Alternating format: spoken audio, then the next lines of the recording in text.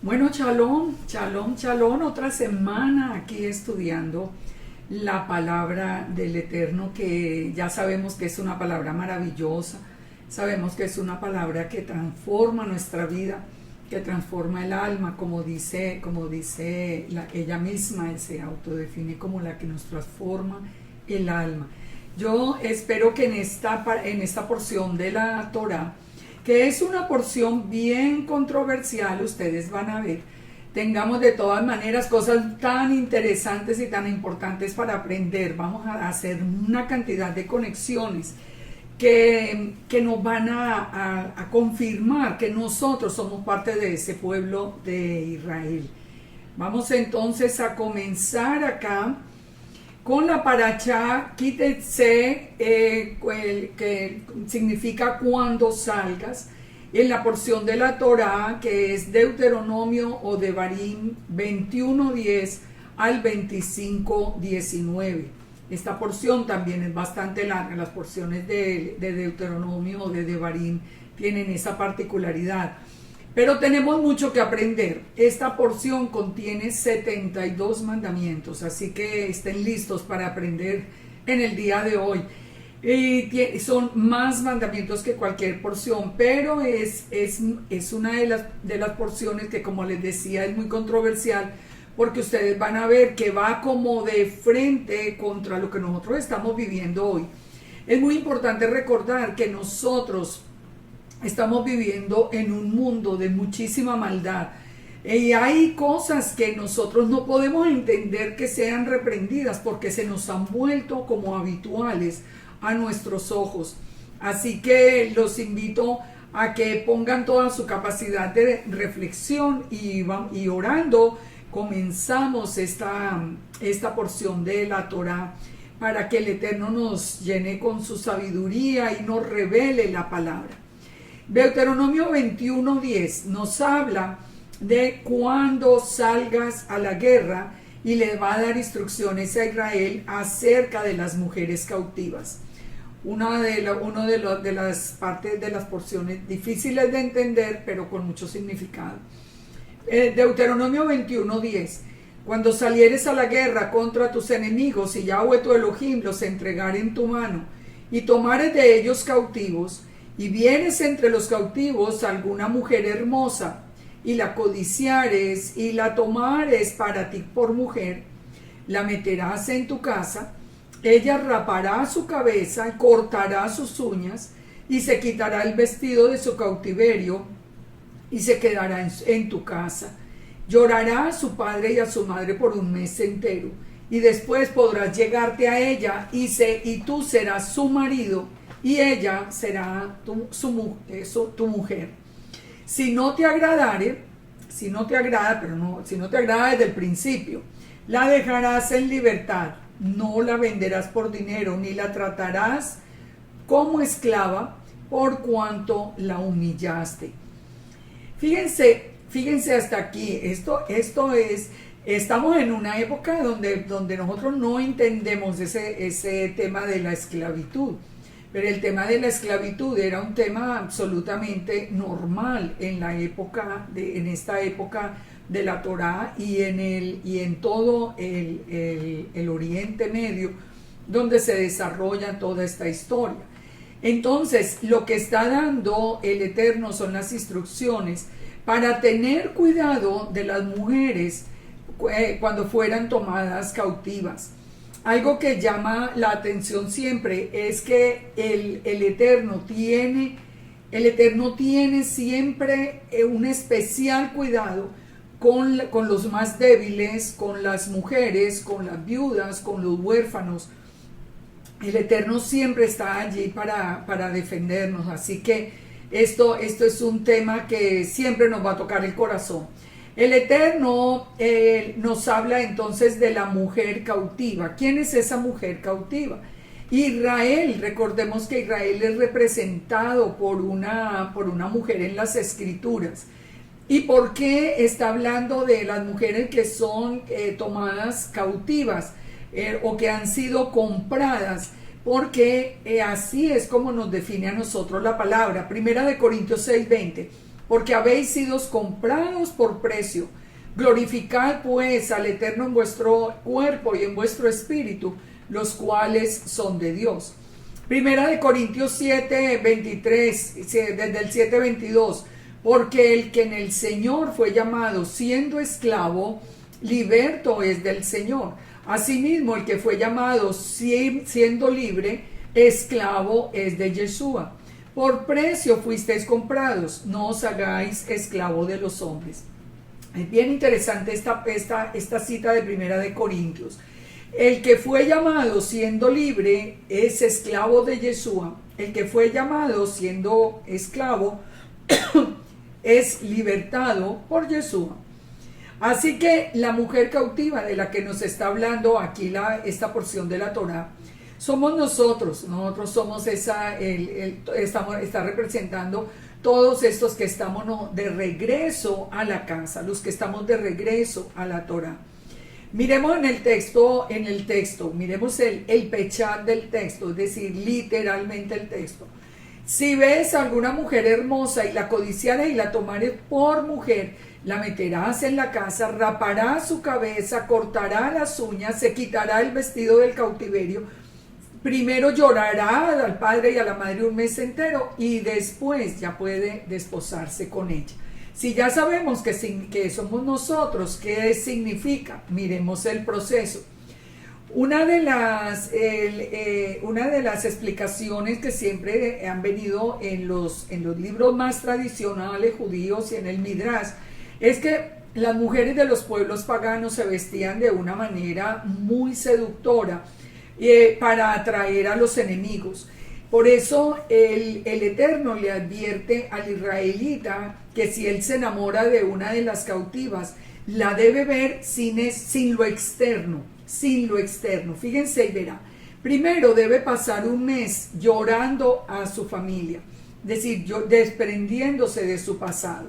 Nosotros somos esa mujer cautiva que vamos a venir a estar en las bodas con nuestro esposo, que es nada más y nadie menos que el Elohim de Israel, su imagen visible, Yeshua.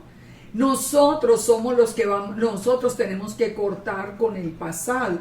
Fíjese como dijo Yeshua, dijo aquel que toma el arado y mira hacia atrás, no merece ser mío. Él nos da un tiempo para que nosotros establezcamos como ese corte, que no quiere decir que nosotros no vamos a volver a ver las personas de nuestro pasado, nuestra familia, nuestros seres queridos, no, ni mucho menos, sino que emocionalmente nosotros nos quedemos ya con la idea únicamente de que pertenecemos a nuestro esposo, que es Yeshua.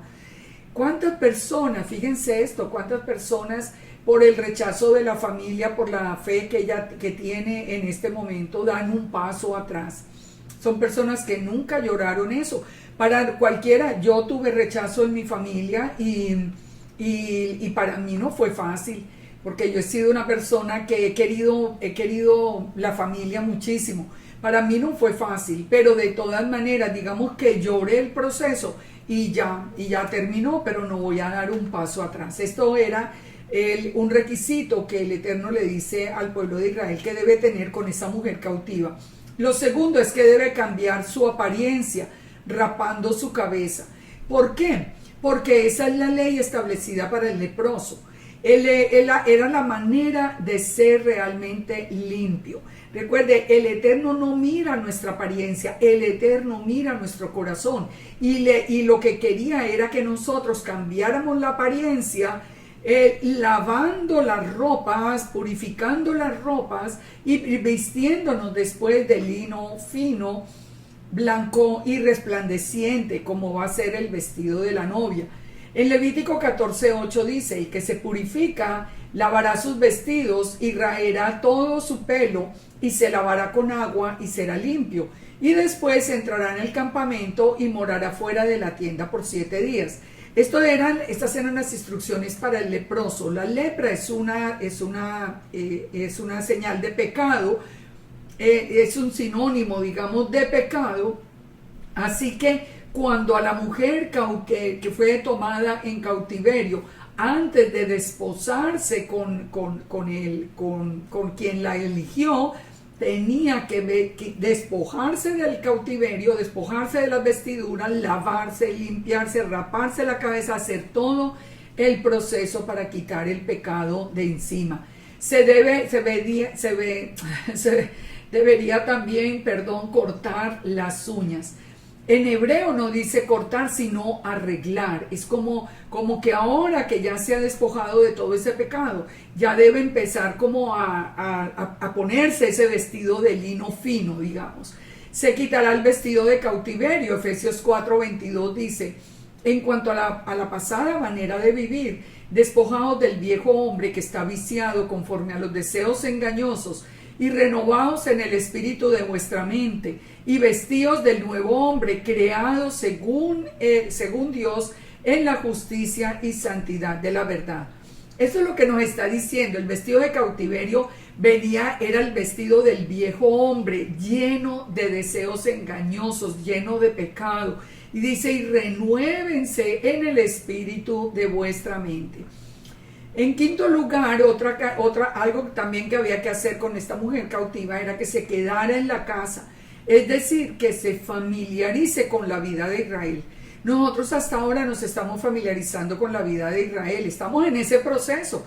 Fíjense, nosotros ya empezamos a sacar el pecado de nuestra vida, nos quitamos la ropa del cautiverio, ahora estamos en la casa aprendiendo las raíces hebreas. ¿Qué quiere decir eso? Que estamos familiarizándonos con la vida de Israel.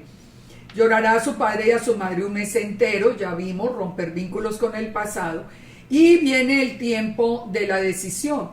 Si al esposo le gusta la nueva apariencia, la tomará por esposa. Y si no, la dejará ir libre.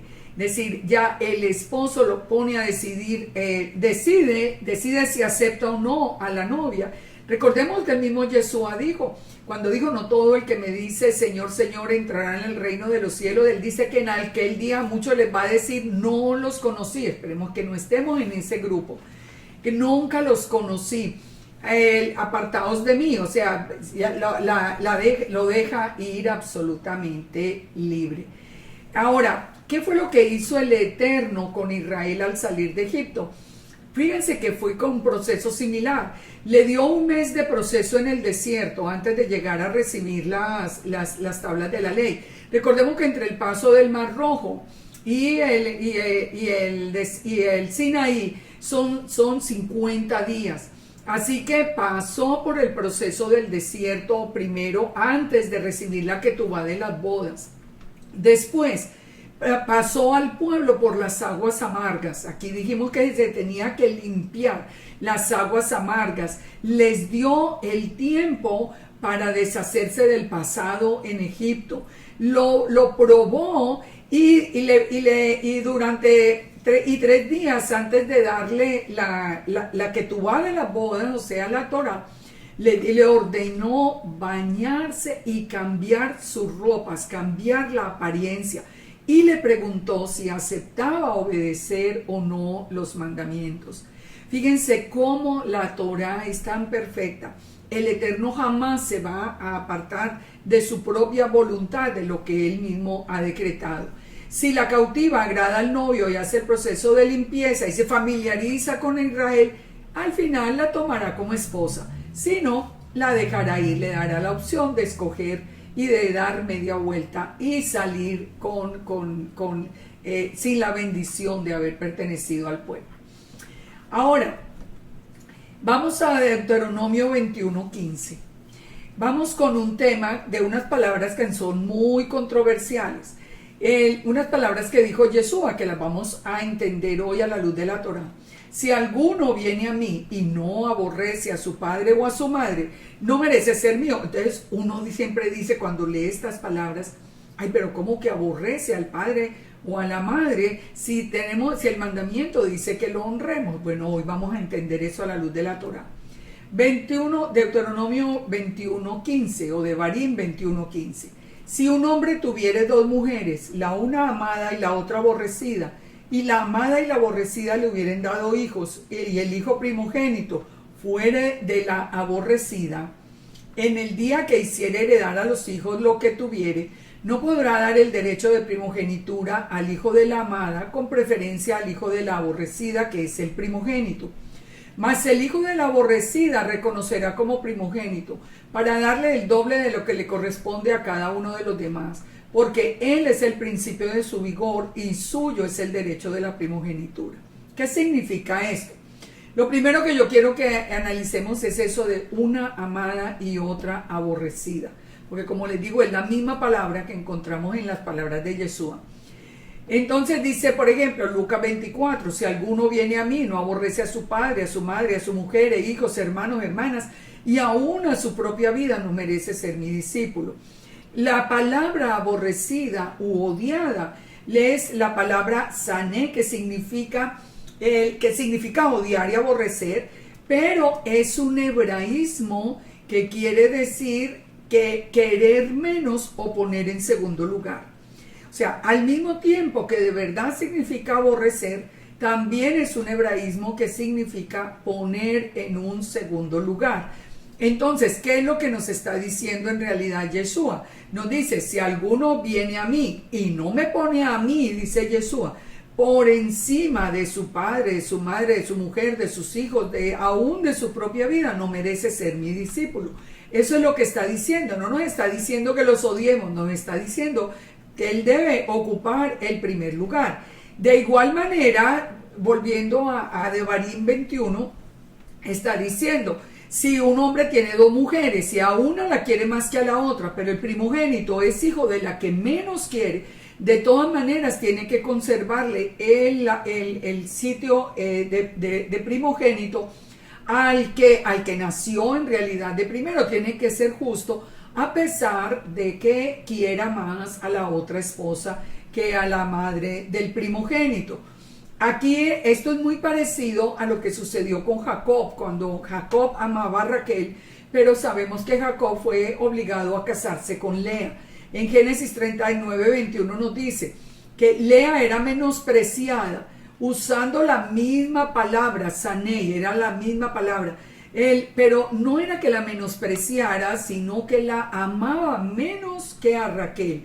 Entonces, ese es muy importante de entender, porque como les digo, entendemos al mismo tiempo la Torá y entendemos al tiempo las palabras de Yeshua. Entonces, entender esos hebraísmos hace muchísima diferencia.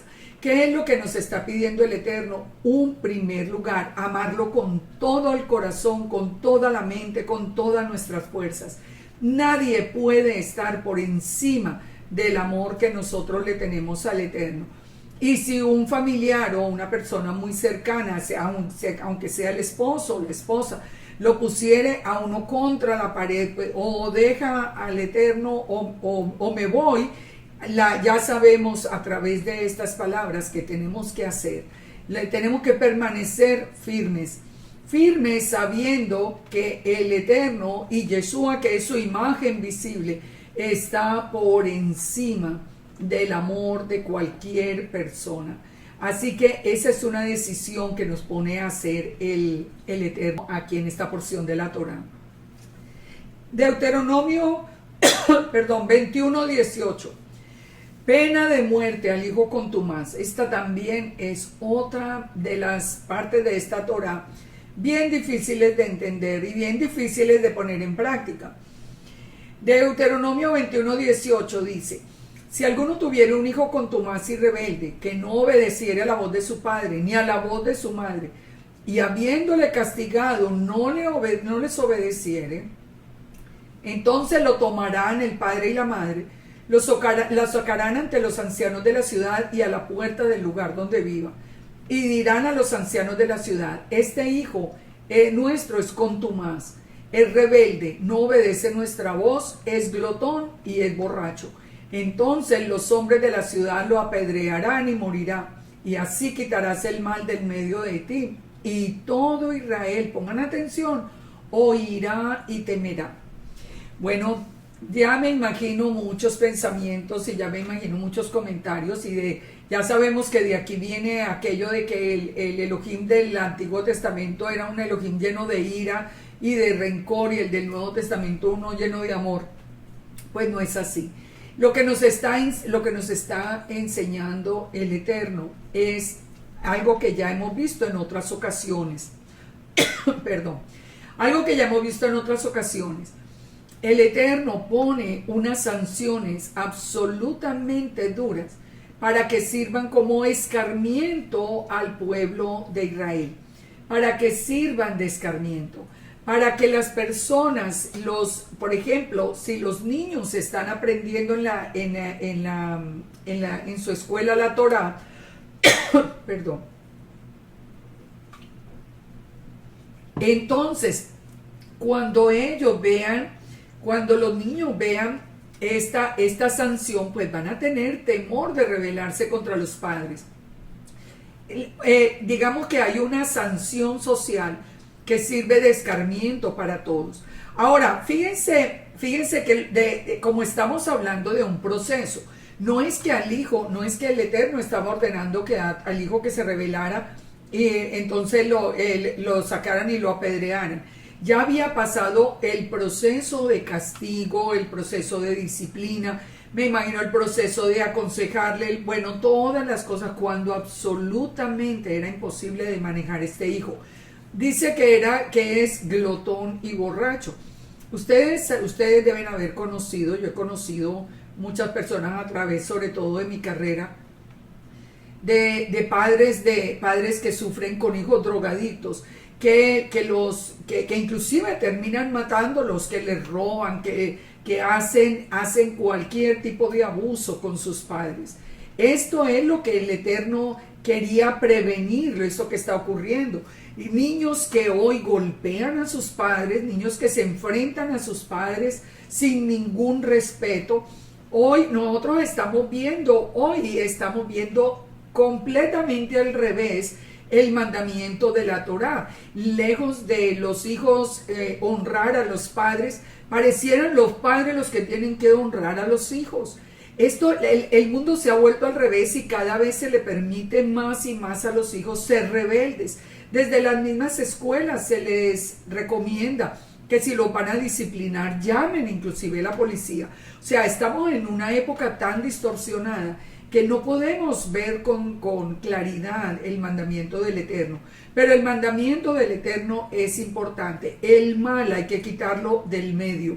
Siempre pensemos en eso. No estamos hablando de matar hoy, no estamos hablando de esto, porque pues había que traerlo al Sanedrín. Esto era una decisión de Israel que hoy no tenemos. Pero sí tenemos que pensar que el mal hay que quitarlo del medio.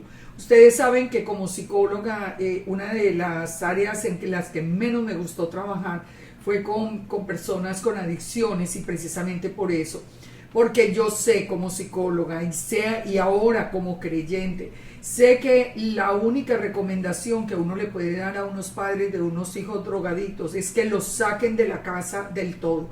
Pero eso es bastante difícil, eso es bien duro, porque uno ama a los hijos y hace por ellos todo lo que puede. Sin embargo, el Eterno en esto es radical, nos dice, el mal hay que quitarlo del medio. La rebeldía siempre fue castigada.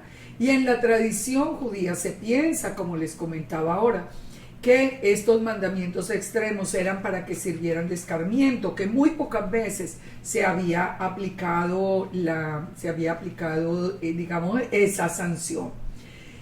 Deuteronomio 21-22. Vamos con otro tema muy interesante. ¿Por qué tuvieron que bajar a Yeshua del madero antes de que oscureciera? Aquí encontramos en la Torá cómo Yeshua cumplió, pero así en cada uno de los momentos de ese tiempo final, de la muerte de Yeshua, se cumplían tantos mandamientos de la Torá, y este es uno de ellos. Dice Devarim 21-22, si alguno hubiere cometido algún crimen digno de muerte, y lo hiciereis morir, y lo colgareis en un madero, no dejaréis que su cuerpo pase la noche sobre el madero. Sin falta lo enterrarás el mismo día, porque maldito por Dios, por Elohim, es el colgado. y no contaminarás tu tierra que Yahweh tu Dios te da por heredad. Fíjense, en el caso de Yeshua, Yeshua no era culpable, pero él murió en lugar nuestro, que sí éramos culpables. Así que, ¿qué es lo que está diciendo? Dice que a ese culpable y que está colgado en un madero, Dice que no dejará que pase la noche en el madero. Ustedes recuerdan cuando Yeshua fue crucificado, cuando Yeshua murió, lo tenían que bajar inmediatamente. No solamente porque comenzaba el día de reposo de pan sin levadura, pero también porque tenía la ordenanza de la Torá era que bajara antes de que pasara la noche en ese madero donde había sido crucificado. Porque dice, maldito por Elohim es el colgado en el madero. Vamos a entender todo esto. Lo primero, cuando habla de un madero, ¿de qué habla? Porque aquí viene la controversia, que si era un árbol, que si era una estaca, que si era una cruz. Realmente nosotros tenemos que entender, como ya les he mostrado en muchas otras porciones de la Torá, que nos está hablando realmente de una cruz. ¿Por qué sabemos? Porque la letra Taf en paleohebreo, que significa pacto, era una cruz. Yeshua estaba muriendo sobre un pacto, sobre la letra Taf. Esto significa literalmente pacto. Una estaca no significa nada, y no puede ser coincidencia que la letra Taf fuera una cruz, la misma que fue puesta en la frente de los que se lamentaban por el pecado en el tiempo de Ezequiel, la misma cruz que formaban las tribus alrededor del tabernáculo, la misma cruz cerrada que forma la Nueva Jerusalén. Es decir, es que tenemos muchas pruebas de principio a fin de que era una cruz. Hoy viene de dónde sale la controversia con que era una estaca. Porque eso fue una enseñanza de los testigos de Jehová. Y porque ya sabemos que hay muchas personas que siempre quieren como acabar el cristianismo del todo, como quitar todo. Realmente no es así. Busquen la letra Taf en paleohebreo y ustedes van a ver en dónde murió Yeshua haciendo un pacto con nosotros. Ahora, ¿por qué él nos dice que maldito es por Dios el que es colgado? Ahí es cuando nosotros empezamos a entender la cita de Gálatas. Recordemos que Yeshua era inocente, nosotros éramos los culpables. Gálatas 3:13 dice, Yeshua nos redimió de la maldición de la ley, hecho por nosotros maldición, porque está escrito, maldito todo aquel que es colgado en un madero. En ese madero teníamos que estar nosotros, en esa cruz teníamos que ir nosotros, pero Él hizo un pacto con nosotros, Él dio su vida allí y Él tomó la maldición de la desobediencia nuestra. Por eso dice de la maldición de la ley. La maldición de la ley la vamos a estudiar en la próxima paracha, pero ¿qué es la maldición de la ley? La consecuencia de haber pecado, la consecuencia de haber abandonado la Torá. Entonces, Él se hizo maldición por nosotros. Así que fíjese, tanta enseñanza hermosa dentro de este solo evento y ahora dentro de este mandamiento de la Torá, para ver cuántas personas están pisoteando esto afuera.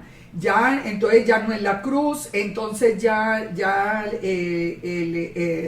se niega a Yeshua, se dice que era solo un hombre. O sea, hoy estamos de verdad pisoteando el mayor sacrificio de amor, porque recordemos que la palabra misma nos dice que de tal manera amó Dios al mundo, que envió a su Hijo unigénito para que muriera por nosotros. Esa era la mayor muestra de amor y hoy está siendo profanada en gran manera. Vamos a Deuteronomio 22, el buen vecino.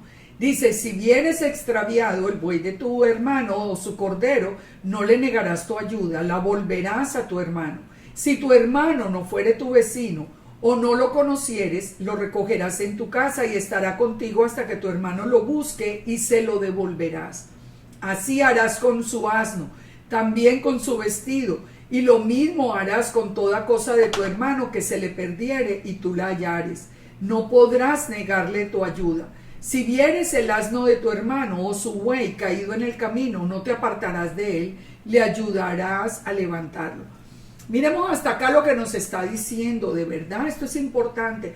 Nosotros fuimos llamados a ser sal y luz, y sal y luz significa esto, no importa que hoy alrededor nosotros tengamos personas que lejos de practicar esto lo verían como una tontería, como usted se encontró eso y lo va a devolver, o sea, ya eso no es motivo de admiración. Por el contrario, es un motivo como de desprecio con el que hace eso. ¿Por qué?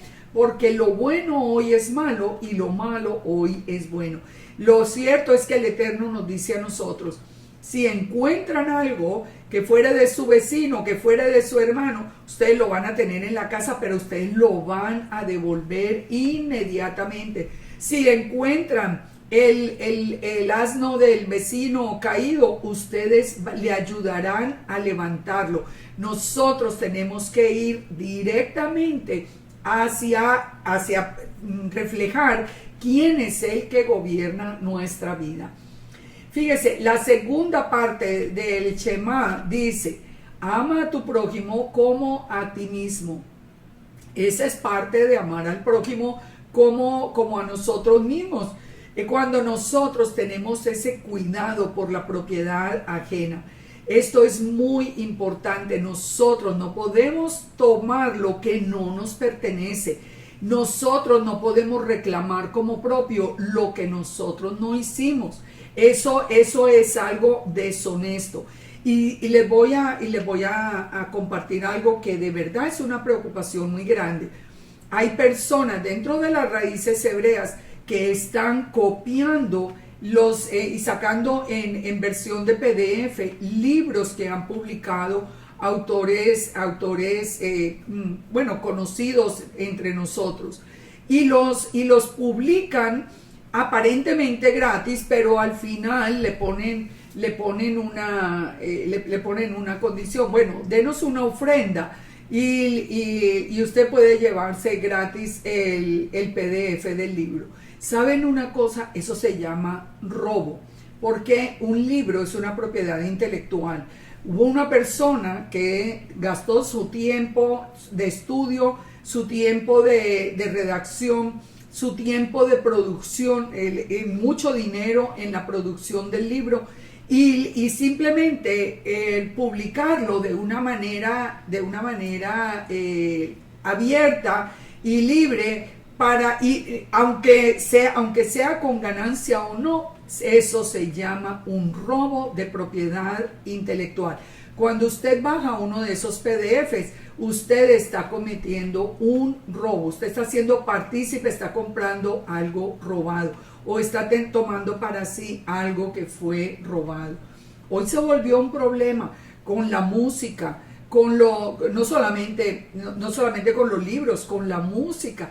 Ya nadie quiere producir, porque el primero que lo compre le saca todas las copias habidas y por haber, y se acabó, y los gastos de producción a dónde quedaron.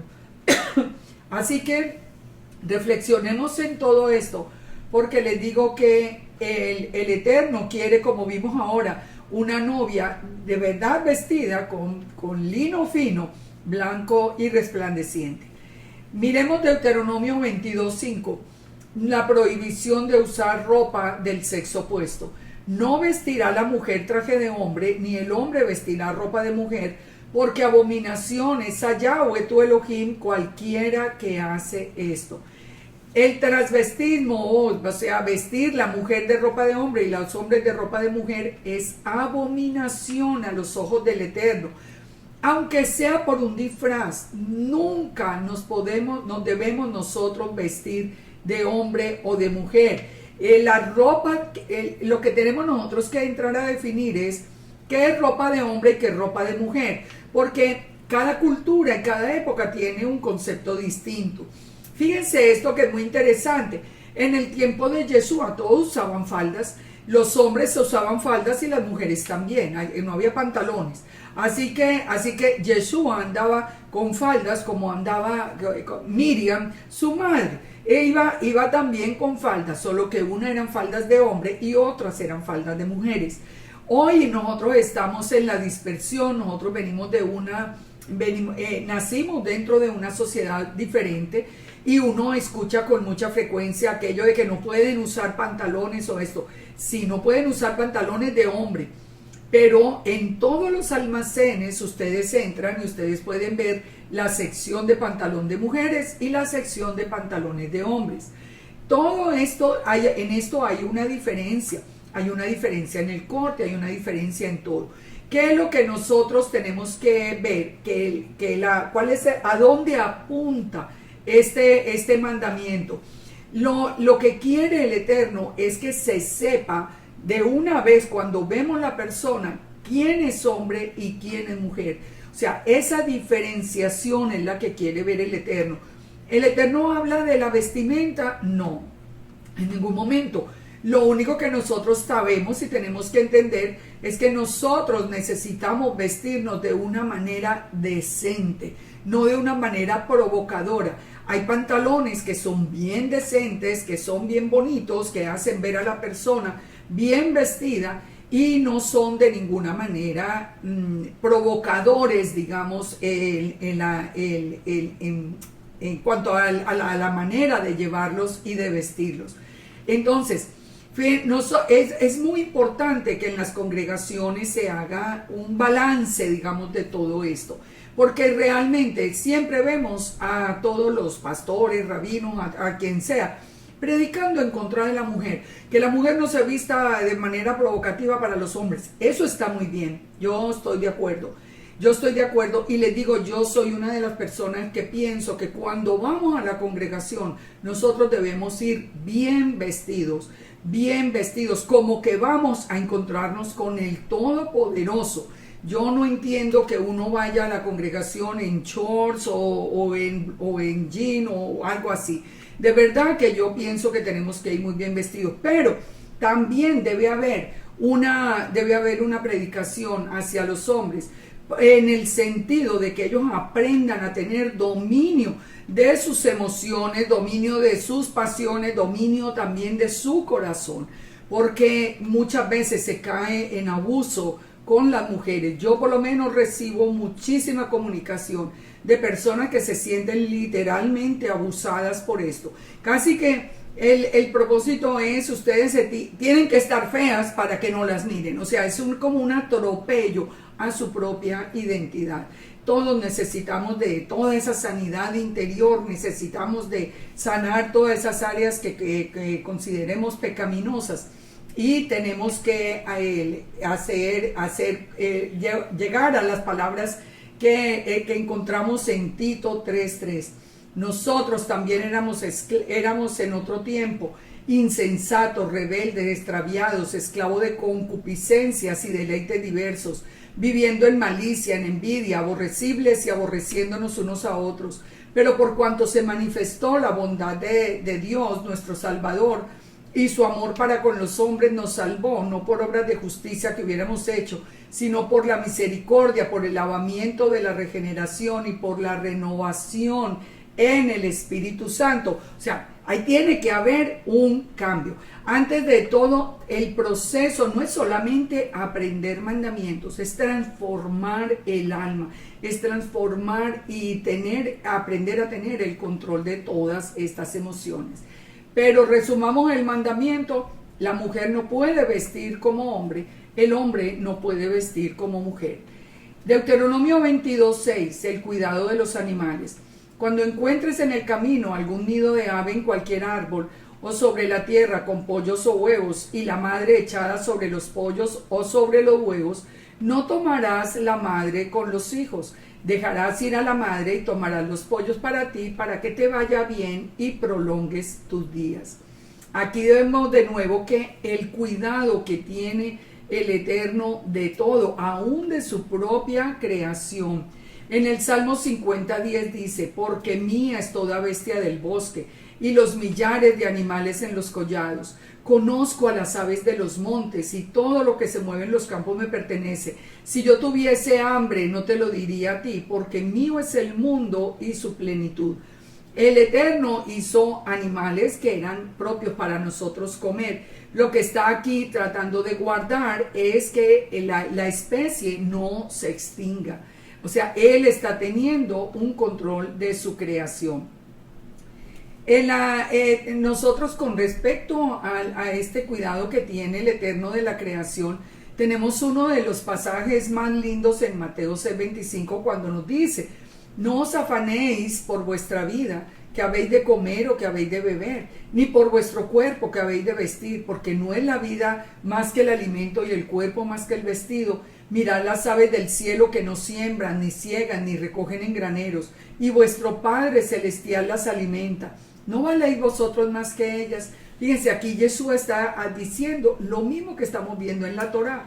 ¿Quién de vosotros podrá, por mucho que se afane, añadir a su estatura un codo?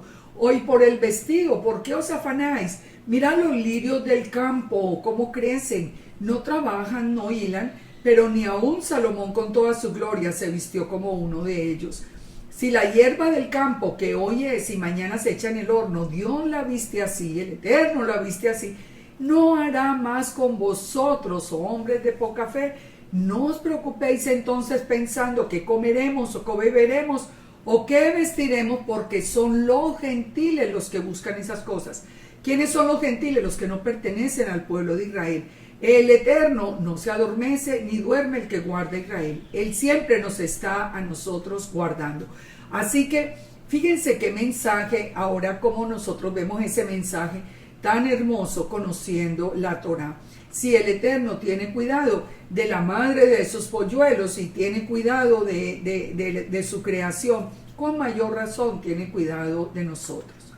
Deuteronomio 22:8, cuidados en la casa. Cuando edifiques casa nueva, harás cerca a tu terrado para que no eches culpa de sangre sobre tu casa, si de él cayere alguno. Fíjense cómo es de hermoso el Eterno. Él hasta de eso pues, tiene cuidado en su corazón. Cuando ustedes construyan una casa, pónganle seguridad. Nosotros vemos, por ejemplo, mucho aquí en la Florida que es obligatorio poner la cerca alrededor de la piscina. Realmente cuando se ponen esta prevención, es un símbolo como de que yo tengo cuidado con las personas que vienen a mi casa, con las personas que me visitan o aún con mi propia familia. Así que el Eterno nos está enseñando a través de su Torá a tener cuidado con la naturaleza, a tener cuidado con el vecino, a tener cuidado con la mujer cautiva, a tener cuidado, fíjense, con todo, aún aquí con las terrazas que tienen que tener una cerca para que nadie caiga.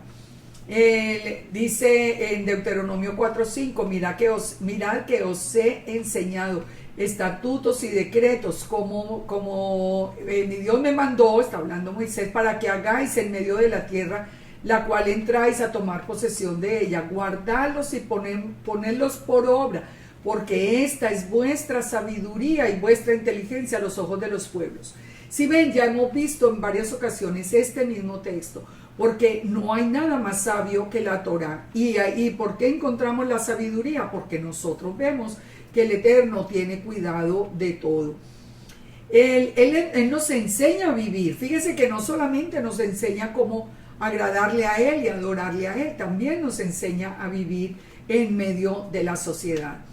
Deuteronomio 22:9, el yugo desigual. No sembrarás tu viña con semillas diversas, no sea que se pierda todo, tanto la semilla que sembraste como el fruto de la viña. No ararás con buey y con asno juntamente, no vestirás ropa de lana y lino juntamente. Fíjese, ¿qué es lo que nos está diciendo aquí en este mandamiento de la Torá, el Eterno? Fíjese cuando nos dice, por ejemplo, no ararás con buey y con asno juntamente. Aquí nos está hablando de dos clases de animales, uno limpio y uno inmundo. ¿A dónde apunta la enseñanza? ¿A dónde quiere llegar el Eterno? ¿Qué es lo que nos quiere, el mensaje que nos quiere dejar? Cuando nos dice también que no sembrarás la viña con diferentes semillas. No se deben intercalar. No vestirás ropa de lana y de lino. Bueno, todo esto apunta a lo que encontramos nosotros al mensaje de 2 de Corintios 6:14. No os unáis en yugo desigual con los incrédulos, porque qué compañerismo tiene la justicia con la injusticia, qué comunión la luz con las tinieblas. Nuestra vida, el trabajo, todo debiera estar rodeado. Las personas que nosotros tenemos más cerca, personas creyentes. Pero claro, en el trabajo pues vamos a encontrar de todo, pero las personas con las que nos vinculamos para el tiempo libre, para nuestra familia, para que visiten nuestra casa, realmente, y aún yendo mucho más allá, en la decisión de con quién unir mi vida, con quién casarme, dice la palabra que no nos unamos en yugo desigual con los incrédulos. Meterse uno con una persona que no crea en el eterno es buscarse uno un problema, y se lo digo por experiencia. Alguien que no creía en el eterno, a pesar de que era una amistad de muchísimos años y alguien a quien nosotros queríamos mucho, nos robó hasta lo que no teníamos. Así que fíjense, nunca vamos a desobedecer esto al eterno. Tenemos que fijarnos. El eterno quiere un pueblo apartado, Lo de las telas, el lino, ¿por qué está hablando de lino y lana? El lino es de plantas y la lana es de ovejas. Viene de dos fuentes diferentes. Entonces lo que nos está diciendo el Eterno es: no unan dos fuentes tan distintas. Se van a destrozar la una a la otra.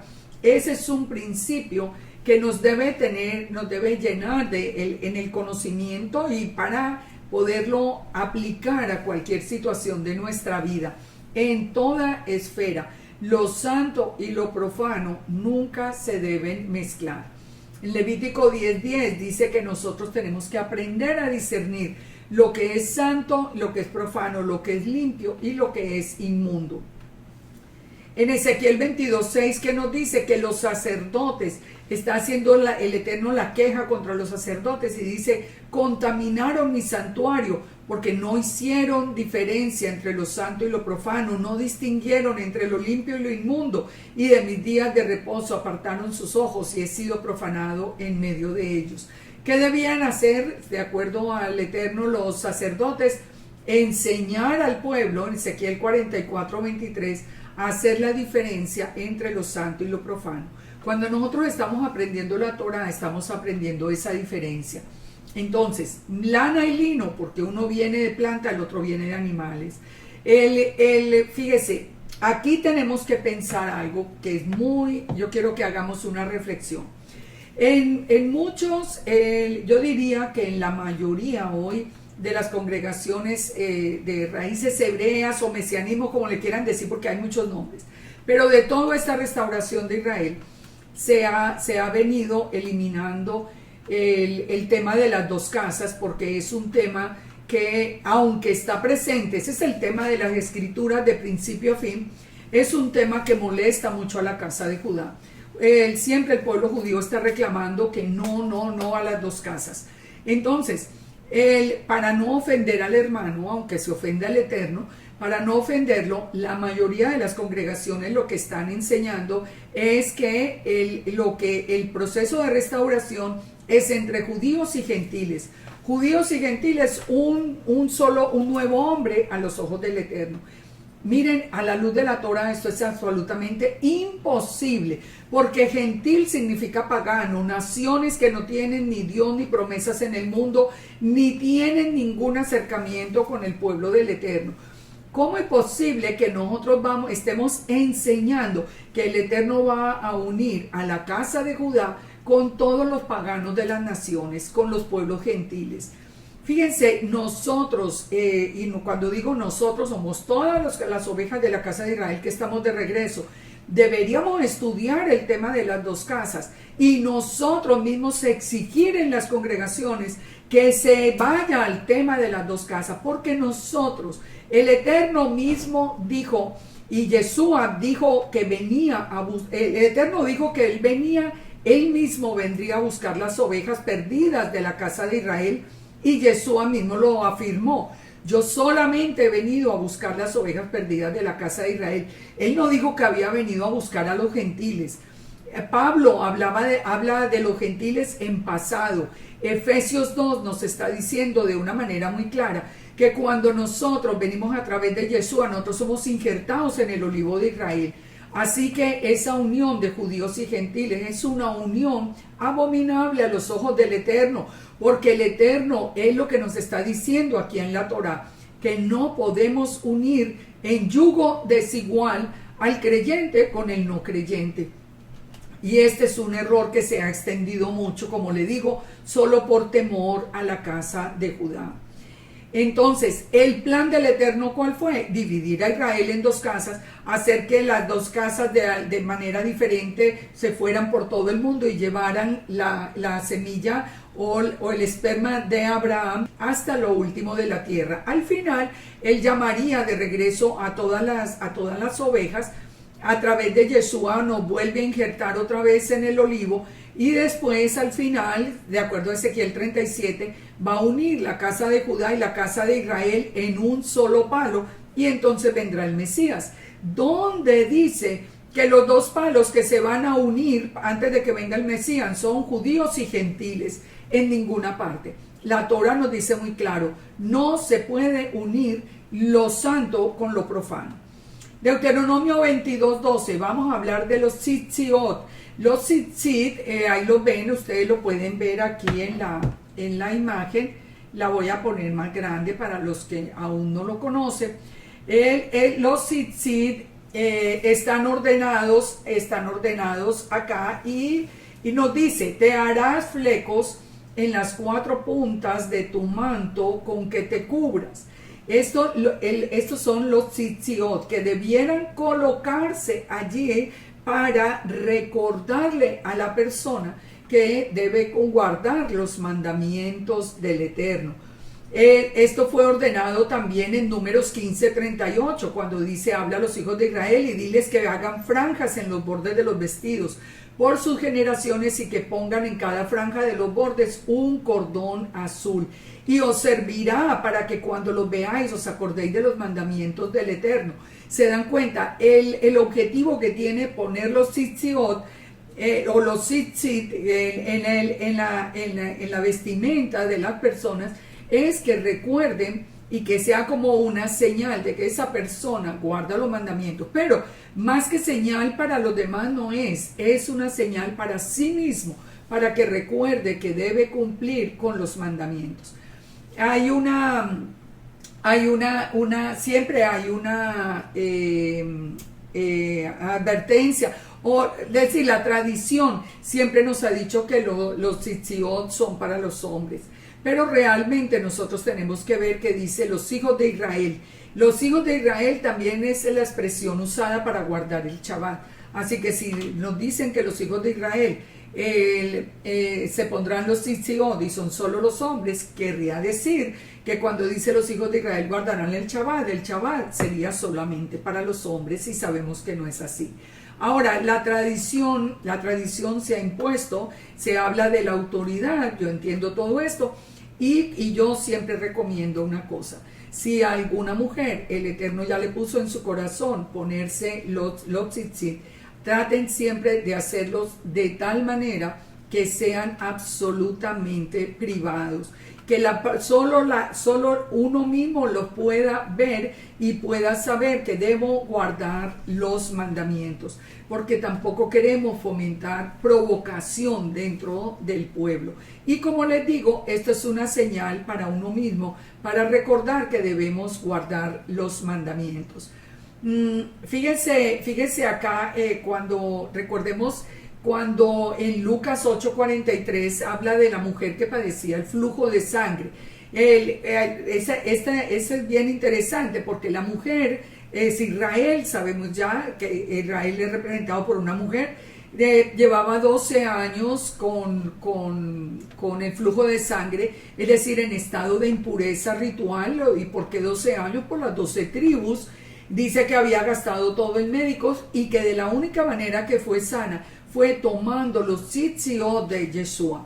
¿Qué significa? Que cuando esa mujer que estaba en impureza ritual vino en obediencia a los mandamientos, porque los tzitzit significa obedecer los mandamientos. Cuando vino a Yeshua, porque ella no se prendió de los tzitziot de uno de los discípulos. Cuando vino a Yeshua, porque solo a través de Yeshua podía volver a ser parte del pueblo de Israel, y se prendió de los tzitziot, de los mandamientos, entonces fue sana y dijo Yeshua, poder salió de mí. Entonces todo esto es lo que nosotros tenemos que entender a través de la ordenanza. Esa ordenanza que está también de una manera muy especial enunciada en Malaquías 4, cuando dice, viene el día ardiente como un horno, y los soberbios y los que hacen maldad serán estopa.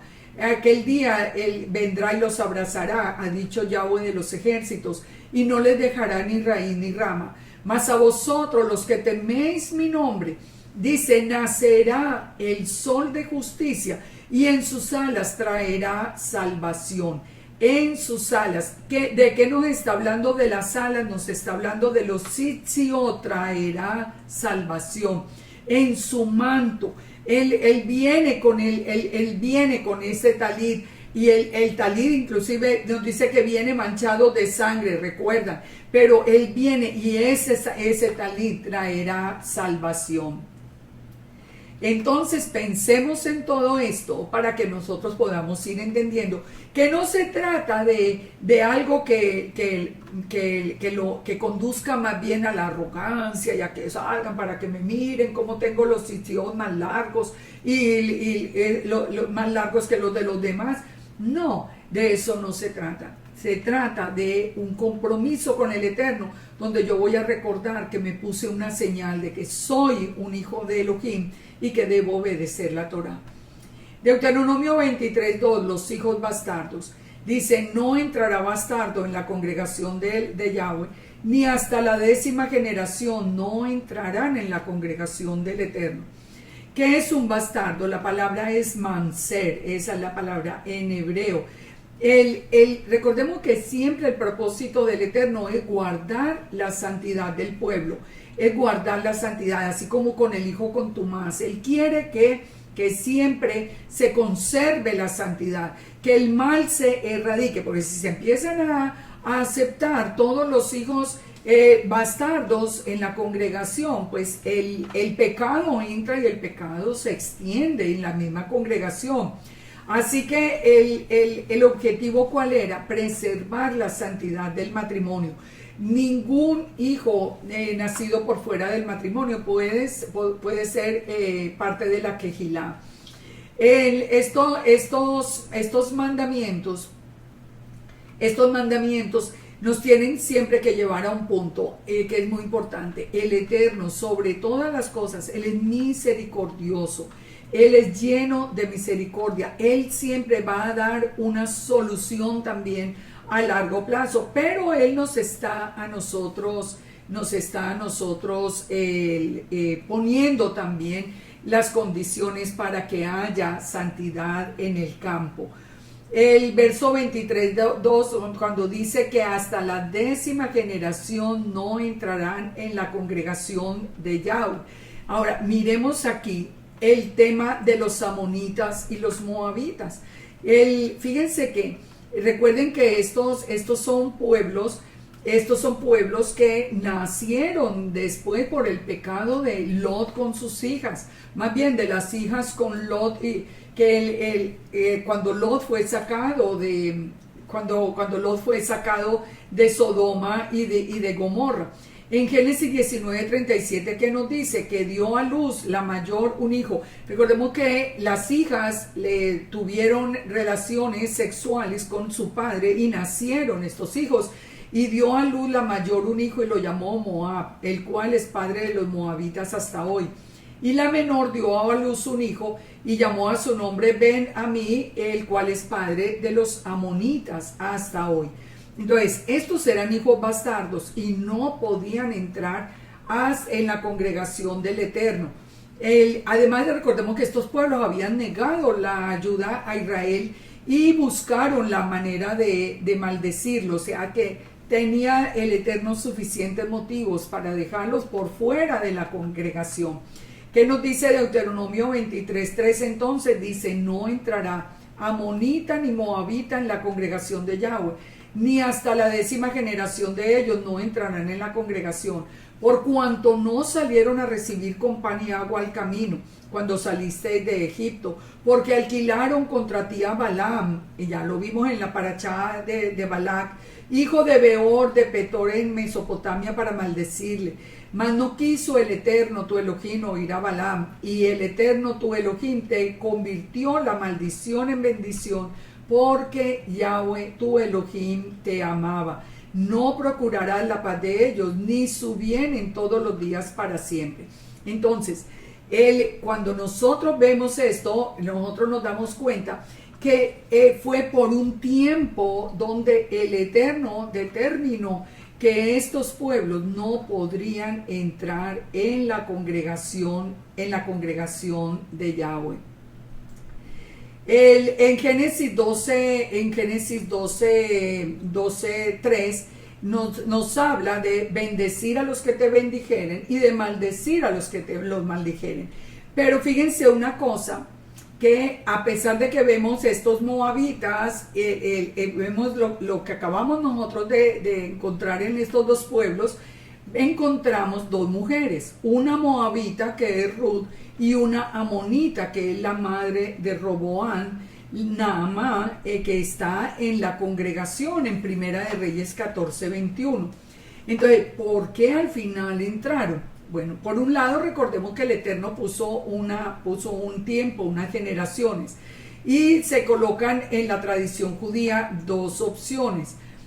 O ya habían pasado las 10 generaciones y al casarse con el hombre israelita ya eran cobijadas bajo digamos que legalmente dentro del pueblo, o el castigo solamente cobijaba a los hombres de Moab y a los hombres a los amonitas. Estas son dos sugerencias que hace la tradición judía.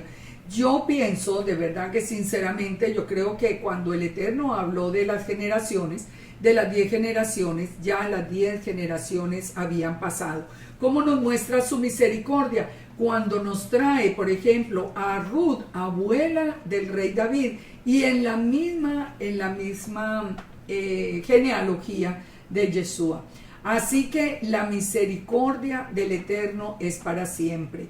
Ahora, eso no quiere decir que nosotros podamos transgredir las leyes, porque sabemos que tenemos un Elohim misericordioso.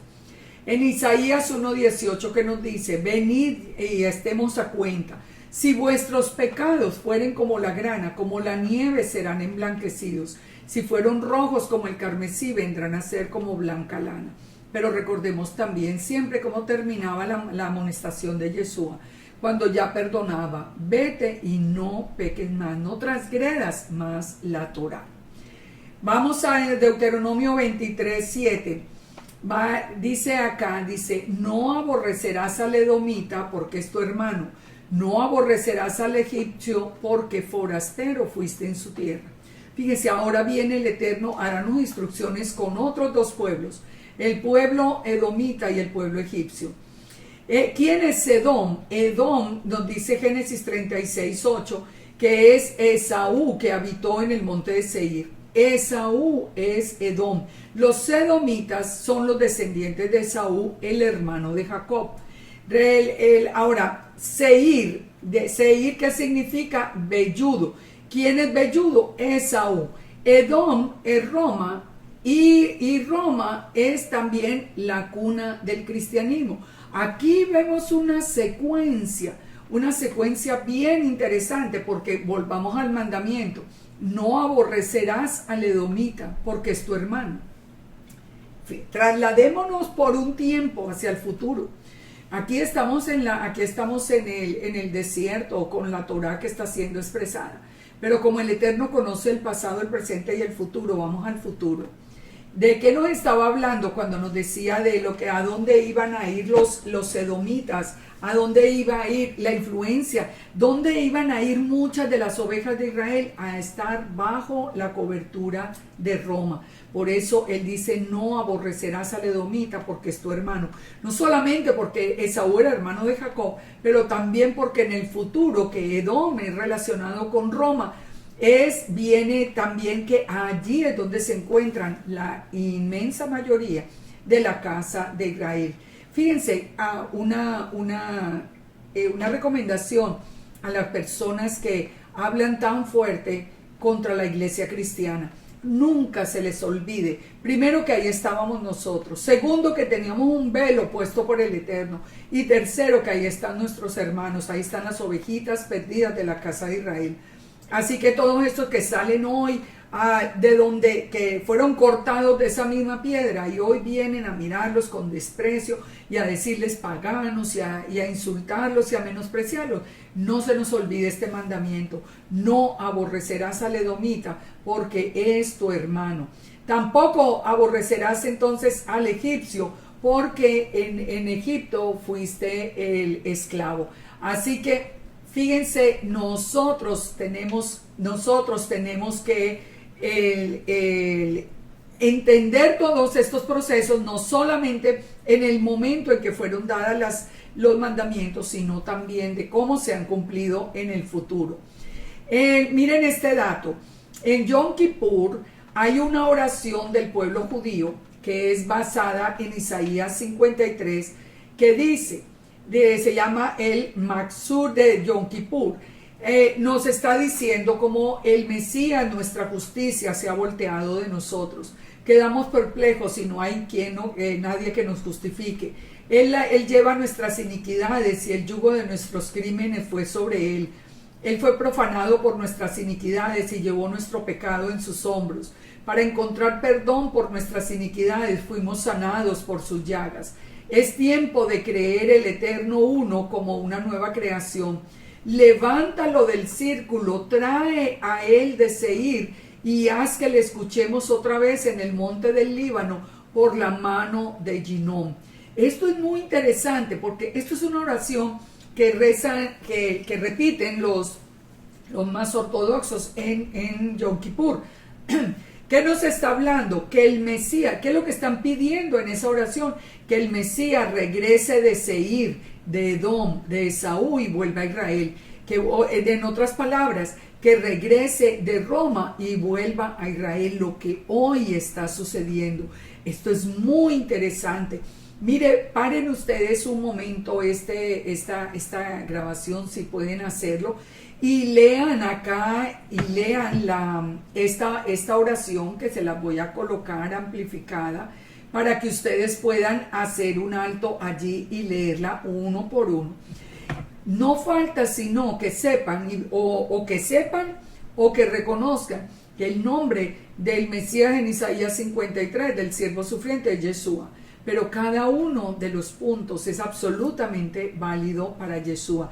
¿Y dónde estaba Yeshua? En Roma. ¿Y de dónde tenía que volver a Israel? De Roma. ¿Y qué es lo que está pasando hoy? Que está regresando a Israel. Esto es muy importante porque recordemos que el pueblo judío muy rápido va a conocer a Yeshua y ellos se van a acordar de todo esto. Que recuerden que también hay una oración de Yom Teruah que es muy interesante. Esta es de Yom Kippur, pero ellos un día van a hacer como la conexión entre lo que estaban orando y la realidad de lo que se está planteando. Hay un libro más que es un libro apócrifo judío, que es segunda de Esdras, que dice: y me respondió y dijo, ¿cuál será la división de los tiempos? ¿Cuándo será el final de la primera edad y el comienzo de la edad que sigue? Y él me dijo, a partir de Abraham e Isaac, porque de él nacieron Jacob y Esaú. La mano de Jacob se prendió del talón de Esaú desde el principio. Para Esaú es el fin de esta era, y Jacob es el comienzo de la edad que sigue. Porque el inicio de un hombre es su mano, y el fin del hombre es su talón.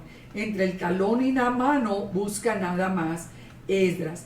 Está terminando la era de Esaú, sí, estamos en la era de Esaú, en la era del Imperio Romano. Esa era de Esaú está terminando y va a empezar la era de Jacob, cuando el milenio reúna a todo el pueblo de Israel bajo las alas del Mesías y bajo la autoridad del Mesías, que desde el templo estará reinando sobre toda la tierra. Entonces, el mandamiento es muy claro: no aborrecerás al edomita porque es tu hermano. Antes tenemos que ir a sacarlos de allí, a sacarlos de Roma, para traerlos de regreso a la casa. Eso es lo que nos está diciendo el Eterno. Deuteronomio 23:9 dice, va a dar instrucciones el Eterno para el ejército de Israel. Cuando salieres a campaña contra tus enemigos, te guardarás de toda cosa mala. Si hubiera en medio de ti alguno que no fuere limpio, por razón de alguna impureza acontecida de noche, saldrá fuera del campamento y no entrará en él. Pero al caer la noche se lavará con agua, y cuando se hubiere puesto el sol podrá entrar al campamento de nuevo. Es decir, el Eterno, cuando va el pueblo en campaña contra los enemigos, cuando sale el ejército, todos deben estar en absoluta limpieza delante del Eterno. Tendrás también entre tus armas una estaca, y cuando estuvieres allí fuera, cavarás con ella, y luego, al volverte, cubrirás tu excremento. Fíjense esto tan interesante.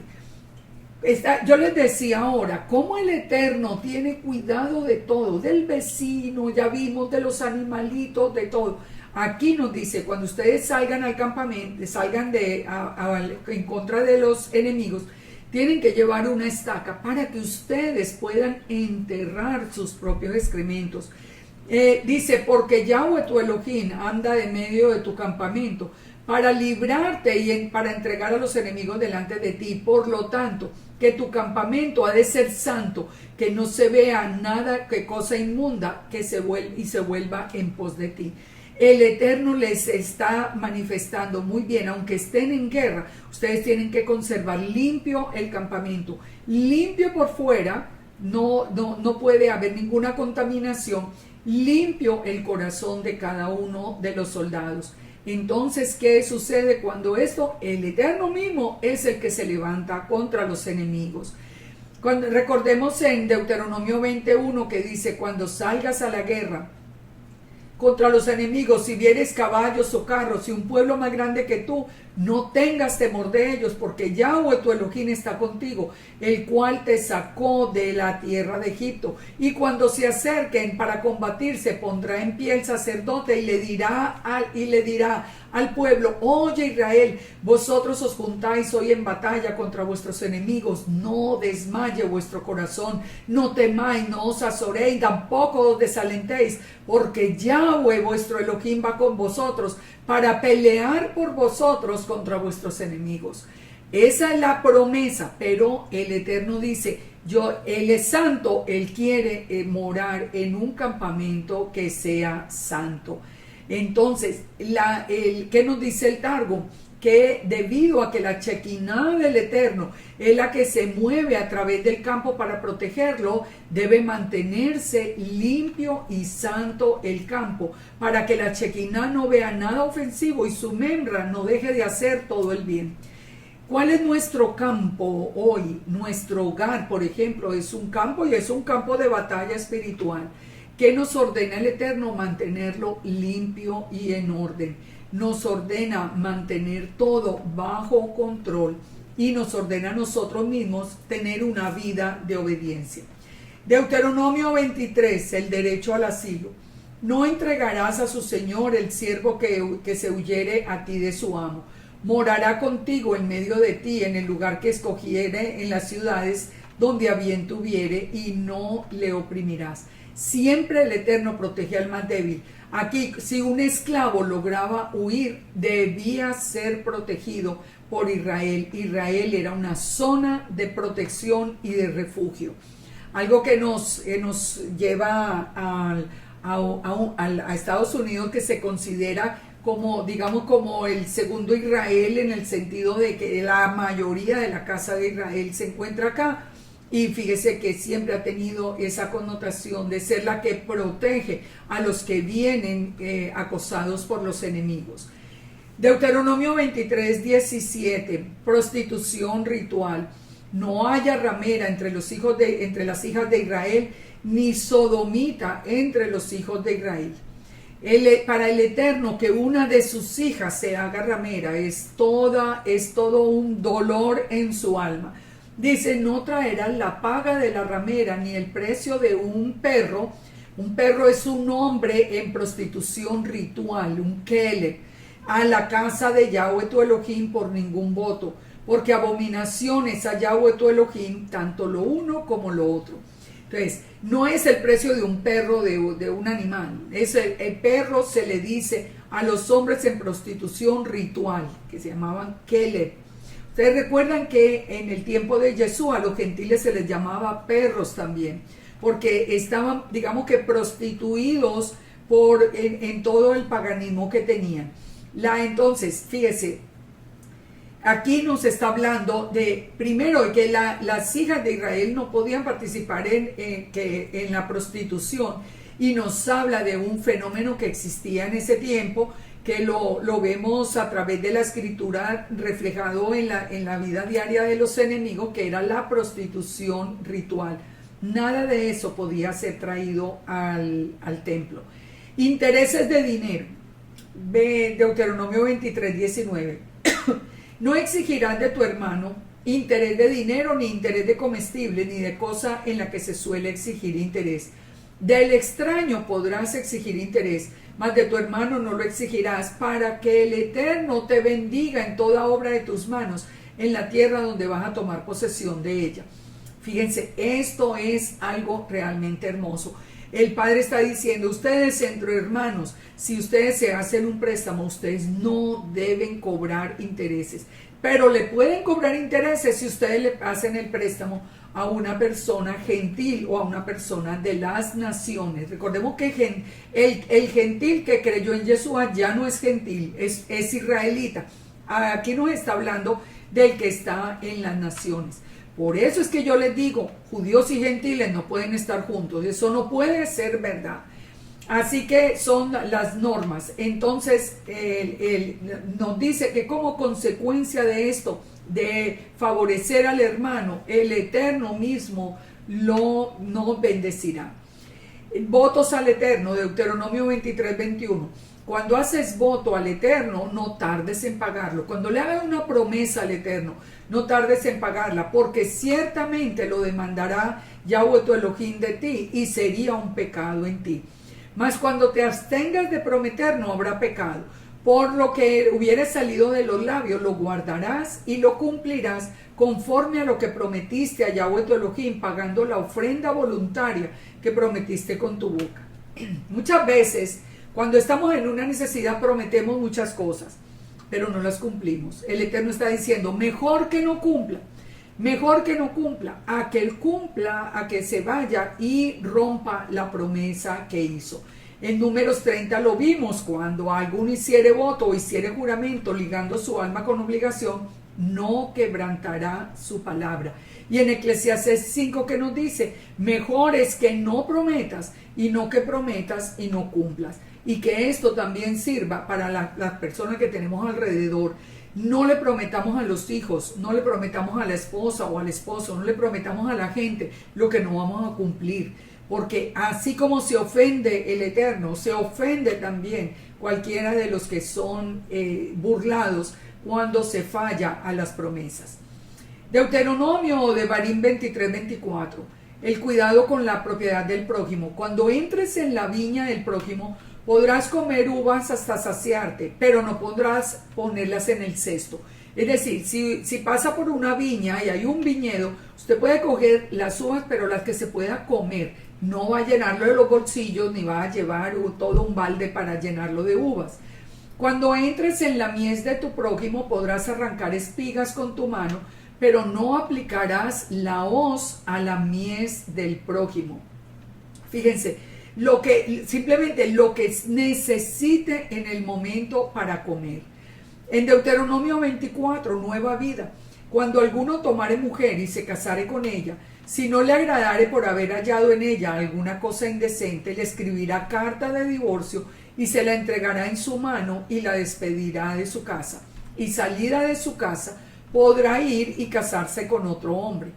Pero si la aborreciere este último y le escribiere carta de divorcio y se la entregare en su mano y la despidiere de su casa, o si hubiere muerto el postrer hombre que la tomó por mujer, no puede su primer marido que la despidió volverla a tomar, porque ya fue, después que fue envilecida, porque es abominación delante del Eterno, y no has de pervertir la tierra que Yahweh tu Elohim te da por heredad. Entonces, el Eterno permite el divorcio. Yeshua nos dijo cuando en casos en casos en que haya realmente una falla absolutamente seria dentro del matrimonio, se puede hacer un divorcio, especialmente por inmoralidad sexual, dijo Yeshua. Pero aquí lo que nos está diciendo es, si el hombre se divorció de la mujer se puede ir y casarse con otro hombre, pero si ese hombre la vuelve a dejar o se muere, no puede volver con el primer esposo. Entonces, ¿esto de qué nos está hablando? ¿Por qué viene esto? Porque fíjense, el divorcio no está contemplado realmente en el corazón del Eterno. Y la palabra misma nos dice que es por la dureza del corazón del hombre. El plan del Eterno es que compartamos la vida completa para que los hijos tengan un hogar. Pero ¿de qué nos está hablando aquí? Nos está hablando de nosotros y la relación con el Eterno y nuestro regreso a Israel. Fíjense esto. La casa de Israel fue repudiada, la casa de Israel fue cortada, le fue dada carta de divorcio.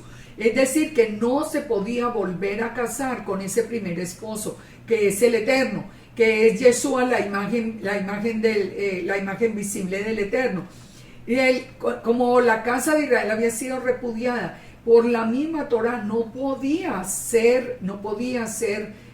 volverse a casar con el primer esposo, con mucho menos porque la casa de Israel se fue y fornicó con dioses ajenos. No, ya fue envilecida, no puede volverse a casar. Entonces, ¿cuál fue la solución? Yeshua muere en lugar nuestro y nosotros a través de Yeshua tenemos que ser nueva criatura, porque por eso Yeshua mismo dijo: el que no nace del agua y del espíritu no puede entrar en el reino. Es que nosotros tenemos que nacer de nuevo, porque esa naturaleza antigua había sido repudiada, le había sido dada carta de divorcio y de ninguna manera nos podíamos volver a ese primer esposo que nos repudió. Por eso es que nosotros entendemos la importancia del nuevo nacimiento. Miremos en Jeremías 2:2 cuando nos habla de esa mujer desposada. Anda y clama a los oídos de Jerusalén diciendo: así dice Yahweh, me he acordado de ti, de la fidelidad de tu juventud, del amor de tu desposorio, cuando andabas tras de mí en el desierto, en tierra no sembrada. O sea, Jeremías nos está confirmando que entre Israel y el Eterno en el Sinaí hubo un matrimonio, un compromiso de matrimonio, un compromiso de bodas. En Jeremías 3 nos habla de la infidelidad de Israel y dicen: si alguno deja a su mujer y yéndose ésta se junta a otro hombre, ¿volverá a ella más? ¿No será tal tierra del todo enmancillada? Tú has fornicado con muchos amigos, vuélvete a mí, dice el Eterno. Aquí a través del profeta Jeremías nos está mostrando el Eterno su misericordia. Ustedes se fueron, ustedes fornicaron, pero vuelvan a mí. Alza tus ojos a las alturas y ve en qué lugar no te hayas prostituido. Junto a los caminos te sentabas para ellos como árabe en el desierto. O sea, aquí está diciendo el Eterno, reflejando a través del profeta todo el dolor que sintió de ver a la casa de Israel prostituida con todos los dioses paganos. Por esta causa las aguas han sido detenidas, faltó la lluvia tardía, has tenido frente de ramera y no quisiste tener vergüenza. Fíjense todo lo que nos dice. A lo menos desde ahora, no me llamarás a mí, Padre mío, guiador de mi juventud. Guardarás su enojo para siempre, eternamente lo guardará. He aquí que has hablado y hecho cuantas maldades pudiste. Me dijo Yahweh en días del rey Josías: ¿has visto lo que ha hecho la rebelde Israel? Se va sobre todo monte y debajo de todo árbol frondoso, allí fornica. Y dije: después de hacer todo esto se volverá a mí, pero no se volvió. Y lo vio su hermana, la rebelde Judá, y vio que por haber fornicado la rebelde Israel, yo la había despedido y le había dado carta de repudio. Pero ni así tuvo temor la rebelde Judá, sino que también ella fornicó. O sea, por eso también Judá va a entrar en el remanente de Israel final a través de Yeshua. Por eso tiene que entrar a través de Yeshua, porque también Judá ha pecado, como pecamos todos en la casa de Israel. Dice: y sucedió que por juzgar ella cosa liviana la fornicación, la tierra fue contaminada y adulteró con la piedra y el leño. Con todo, su hermana la rebelde Judá no se volvió a mí de corazón, sino fingidamente. Y me dijo Yahweh: ha resultado justa la rebelde Israel en comparación con la desleal Judá. Es decir, para el Eterno inclusive ha pecado más Judá que la misma casa de Israel. Ve y clama estas palabras y diles: vuélvete, rebelde Israel, dice Yahweh. No haré caer mi ira sobre ti, porque misericordioso soy yo, dice Yahweh, y no guardaré para siempre el enojo. Ese es nuestro esposo, ese es nuestro Elohim, lleno de amor, lleno de misericordia. Nos apartamos de él, pero él siempre nos llamó, él siempre se acordó. Reconoce la maldad, porque contra Yahweh has prevaricado y fornicaste con extraños debajo de todo árbol frondoso y no oíste mi voz, dice Yahweh. Convertíos, hijos rebeldes, porque yo soy vuestro esposo. Fíjense este tema tan hermoso a través de un mandamiento como el de la Torá. Yo soy vuestro esposo. Yo os tomaré de la ciudad 2 de cada familia y os introduciré en Sión. ¿Qué es lo que está haciendo hoy el Eterno? Cumpliendo con esta palabra. Él nos está trayendo, trae dice: os tomaré 1 de cada ciudad, 2 de cada familia. No todas las familias nuestras están viniendo a la restauración, ya quisiéramos, pero el Eterno está cumpliendo con esa promesa y nos está trayendo. Dice: y nos volverá a traer a Sión, y les daré pastores según mi corazón, que os apacienten en conciencia y con inteligencia. Y acontecerá que cuando os multipliquéis y crezcáis en la tierra, dice Yahweh, no se dirá más: arca del pacto de Yahweh, ni vendrá el pensamiento, ni se acordarán de ella, ni le echarán de menos. En aquel tiempo llamarán a Jerusalén trono de Yahweh, y todas las naciones vendrán a ella en el nombre de Yahweh. No andarán más tras la dureza de su malvado corazón. En aquellos tiempos irán de la casa de Judá a la casa de Israel, y vendrán juntamente de la tierra del norte, la que hice heredar. ¿Sí ven? Vendrán juntamente la casa de Judá y la casa de Israel, las 2 casas. No dice judíos y gentiles, las 2 casas vendrán. Y como yo preguntaba: ¿cómo os pondré por hijos y os daré tierra deseable? Y dije: me llamaréis Padre mío y os apartaréis de en pos de mí. Pero como la esposa infiel abandona al compañero, así prevaricasteis contra mí, oh casa de Israel, dice Yahweh. Voz que fue oída en las alturas, llanto de los ruegos de los hijos de Israel, porque han torcido el camino de Yahweh. Convertíos, hijos rebeldes, y sanaré vuestra rebelión. He aquí que nosotros venimos a ti, porque tú eres Yahweh, nuestro Elohim. Entonces, ¿sí ven cuál fue la solución del Eterno para toda esta casa de Israel y la casa de Judá que habían pecado? Dice Juan 3:16: de tal manera amó Dios al mundo, que ha dado a su Hijo unigénito, para que todo aquel que en él cree no se pierda, mas tenga vida eterna. Fíjense qué hermoso. Ese es nuestro Elohim, ese es nuestro Padre. ¿Cómo no amarlo? ¿Cómo no amarlo con todo el corazón, con todas nuestras fuerzas? Ahora nos dice en el verso 5 sobre el recién casado: cuando alguno, volviendo a la Torah, cuando alguno fuere recién casado, no saldrá a la guerra, ni en ninguna cosa se ocupará. Libre estará en su casa por 1 año, para alegrar a la mujer que tomó. Mire, la ternura y el romanticismo del Eterno, también lo habíamos visto en la porción pasada. En el verso 6 que nos dice, no tomarás en prenda la muela del molino, ni la de abajo ni la de arriba, porque sería tomar en prenda la vida de un hombre. ¿Qué nos está enseñando aquí o ordenando el Eterno a través de su Torá? Nos está diciendo que tenemos que tener cuidado con la vida. El molino, que era la base del alimento, del sustento de alguien, en prenda, como empeñado, como yo le debo a usted pero no le puedo pagar, le voy a dar, digamos que en el día de hoy le voy a entregar mi cocina, sería como algo así más o menos, de lo que depende el alimento. Y dice el Eterno, no lo tomarás en prenda, porque de eso depende la vida del hombre. Penas para el secuestro, en el verso 7. Cuando hubiere hallado a alguno que hubiere hurtado a uno de los hermanos, los hijos de Israel, y lo hubiere esclavizado o lo hubiere vendido, morirá el tal ladrón y quitarás del medio de ti. Fíjense, el secuestro es de los delitos más abominables. Y los que saben que yo soy de Colombia saben que este es un azote que ha tenido Colombia, pero yo creo que campeón en el mundo. Algo infame, donde simplemente para sacarle dinero al que se ha esforzado, al que ha trabajado, lo retienen, lo esclavizan y lo venden por dinero, o lo devuelven a la familia solo a cambio de fortunas. ¿Qué dice el Eterno? Que los secuestradores deben morir y así quitarán el mal del medio.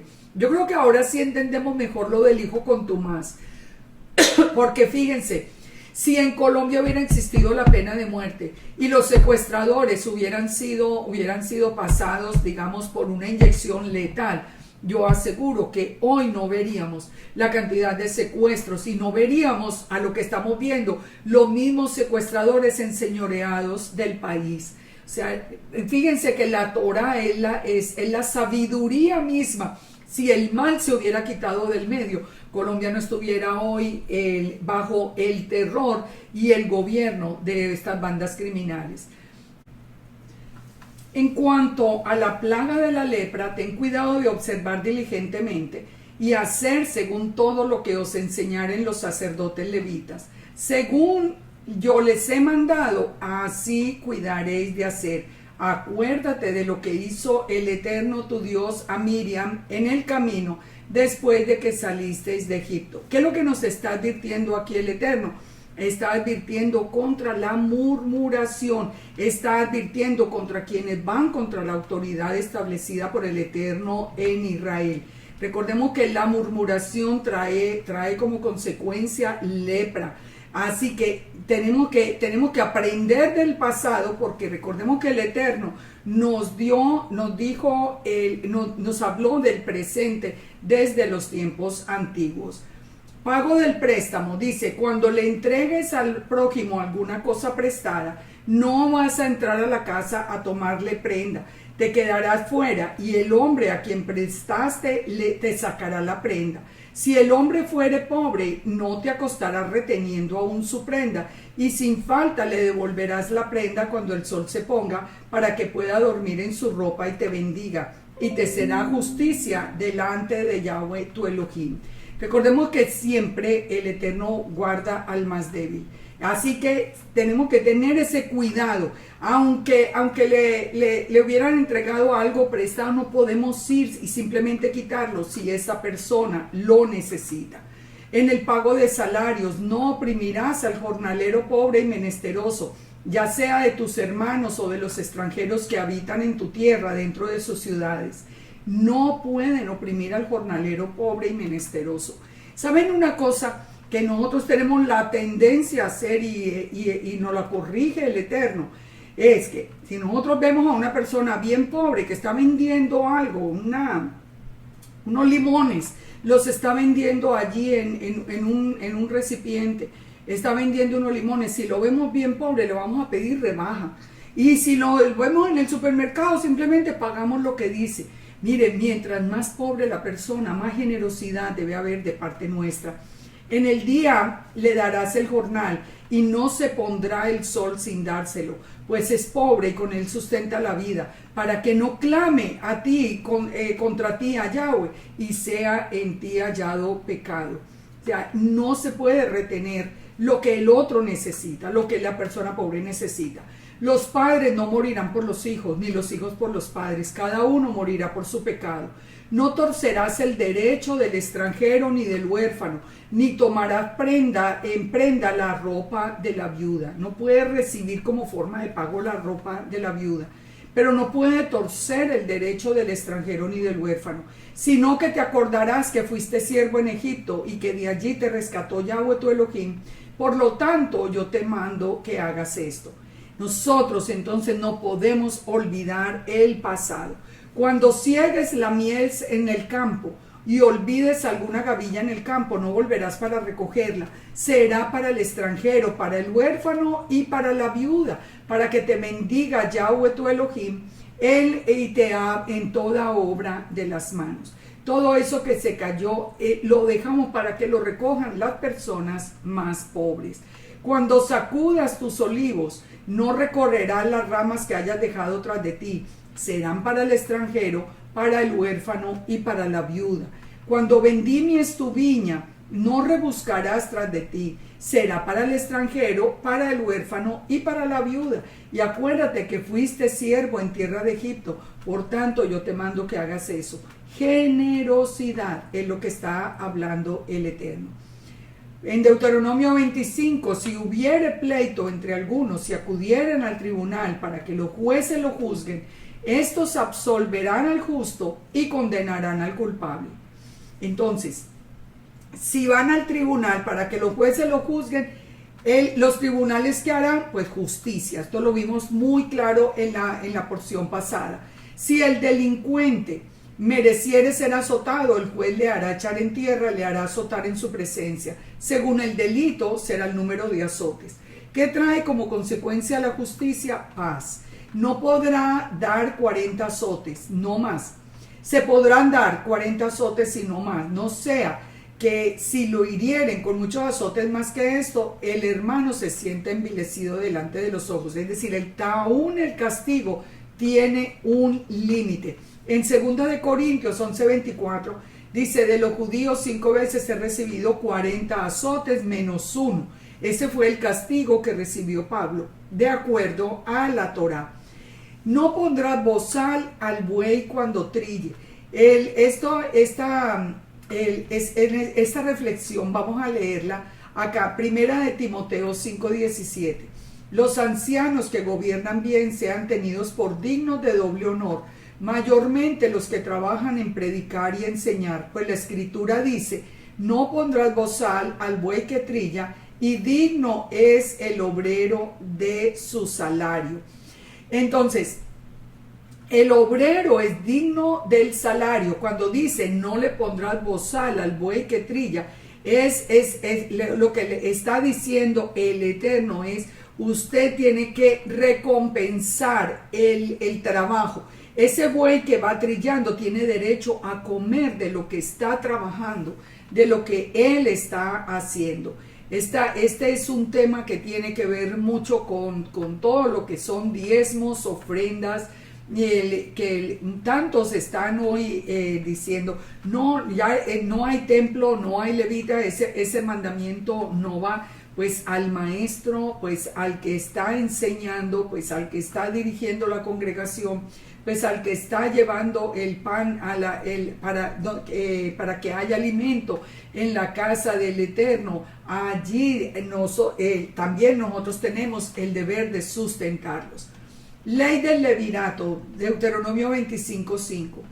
Cuando hermanos habitaren juntos y muriere alguno de ellos y no tuviere hijo, la mujer del muerto no se casará fuera con hombre extraño. Su cuñado se llegará a ella y la tomará por mujer y hará con ella parentesco. Y el primogénito que ella diere a luz sucederá en el nombre de su hermano muerto, para que el nombre de éste no sea borrado de Israel. Aquí lo que se quería era que continuara ese linaje de Israel. Si el hombre no quisiere tomar a la cuñada, irá entonces su cuñada a la puerta a los ancianos y dirá, Mi cuñado no quiere suscitar nombre en Israel a su hermano, no quiere emparentar conmigo. Entonces los ancianos de aquella ciudad lo harán venir y hablarán con él, y si él se levantare y dijere, no quiero tomarla, se acercará la cuñada a los ancianos y le quitará el calzado del pie y le escupirá en el rostro y dirá, así ha hecho al varón que no quiere edificar la casa de su hermano. Y se le dará este nombre en Israel, la casa del descalzado. Esta ley del levirato, que esto es una ordenanza en realidad bien polémica además, debía ser tenida en cuenta cuando los hermanos habitaban juntos y al mismo tiempo. Esto no era cualquier dos hermanos. Un hermano nacido posteriormente no estaba obligado a observarla. Y fue por esta ley, fíjense que fue por esta ley que en Génesis 38:8 el Eterno mató a Onán, hijo de Judá, porque se negó a continuar la descendencia de su hermano muerto. Ustedes pueden verlo desde la parachá de Berechit o Génesis 38. La casa del descalzado hace referencia a ser considerado, a que los que eran considerados como esclavos caminaban descalzos. O sea, era como una manera de mostrar que no había libertad. Dice, si alguno riñeren uno con otro, y se acerca a la mujer de uno para librar al marido de la mano del que hiriere, y alargando la mano, alargando su mano, asiere de sus partes vergonzosas, le cortarás entonces la mano, no la perdonarás. Ópale. Esto sí que es bien polémico. La prohibición de tomar al atacante por los genitales para defender al esposo. El esposo podía ser defendido de otra manera. Fíjense que hoy es una ley que inclusive existe en el boxeo y en la lucha. Existen este tipo de restricciones. Existen este tipo de restricciones de parte del Eterno. Nunca podía haber este tipo de defensa de parte de la esposa de quien estaba siendo atacado. No tendrás en tu bolsa pesa grande y pesa chica. No tendrás en tu casa efa grande y efa pequeño. O sea, no puede haber una pesa para unos y otra pesa para otros. Tiene que haber una medida justa. Pesa exacta y justa tendrás. Efa cabal y justo tendrás para que tus días sean prolongados sobre la tierra que Yahweh tu Elohim te da. El que tiene un negocio, el que necesita vender por peso. Ustedes han visto que hoy hasta inyectan los pollos con agua para que al congelarlos pesen más. Bueno, eso está prohibido por la Torah. Porque abominación es a Yahweh tu Elohim cualquiera que hace esto y cualquiera que hace injusticia. Por último, Amalek, el enemigo de Israel. Acuérdate de lo que hizo Amalek contigo en el camino cuando salías de Egipto, de cómo te salió al encuentro en el camino y te desbarató la retaguardia de los débiles que iban detrás de ti cuando estabas cansado y trabajado, y no tuvo ningún temor de Dios. Por tanto, cuando Yahweh tu Elohim te dé descanso de los enemigos alrededor de la tierra que Yahweh tu Elohim te va a dar por heredad para que la poseas, borrará la memoria de Amalek de debajo del cielo. Esto es en el tiempo del milenio. Borrará la memoria de Amalek.